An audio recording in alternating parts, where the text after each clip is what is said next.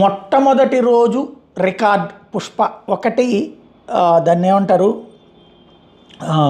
Pre release ఫంక్షన్లు అయిపోగానే జరిగేటటువంటి మొట్టమొదటి బెనిఫిట్ షో అదే హయ్యెస్ట్ రికార్డ్ అయింది. ఎందుకంటే ఒకరోజు ముందుగానే బెనిఫిట్ షో వేసిన తొలి సినిమా ఇది. తర్వాత బెనిఫిట్ షో ఉదయం నుంచి చేసుకొచ్చి 6 షోలతో ఫస్ట్ రోజున హయ్యెస్ట్ కలెక్షన్ రికార్డ్. ఇంతవరకు బాహుబలి, 666, కేజీఎఫ్ ఇట్లాంటి రికార్డులన్నిటి బద్దలు కొట్టింది. హిందీ సినిమాలు కానీ అన్నిటి దాటుకుంటూ నెంబర్ 1కి వచ్చింది.